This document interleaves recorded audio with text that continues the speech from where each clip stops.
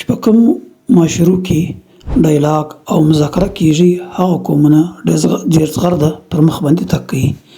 نن په بلوچستان یونیورسټي سب کیمپس پښین کې د ډیجیټل لټریسي په نامه باندې BRSP بلوچستان یو سیمینار وکړي او دې سیمینار ته ټرینر بشیر احمد صاحب لیکچر ورکړي.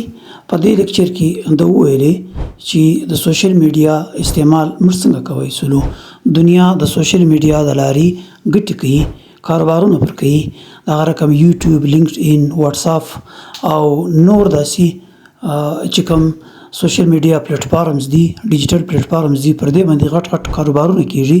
خو بدقسمتي دا ده چې زموږ پښتانه خلک د دې څخه ګټه نه اخلي، صرف غیر ضروري طور د استعمالوي. ده وویلې چې څنګه موږ کولی شو چې دا پلیټفارم موږ د ګټې لپاره استعمال کو، کاروبار هم پر وکړو او شعور هم خلکو ته پر دې باندې ورکړو. پوره تفصیل سره د طالباتو ورسمجاو کېده. په دې مابین کې د سوالات او جوابات سیشن هم کېدی. په آخر کې ټرینر بشیر صاحب او طلباو ته یو عملی مشق هم ورکړي او دا ځوانان ته بیا ښکاره هم کوي. دا ګرد لیکچر د ډیجیټل میډیا د لارې وسلو. په آخر کې میرزا صاحب هم پر دې باندې خبره وکړه او د یونیورسټي چې کوم ذمه داران ورو هغو ته شیلډ ورکړلو.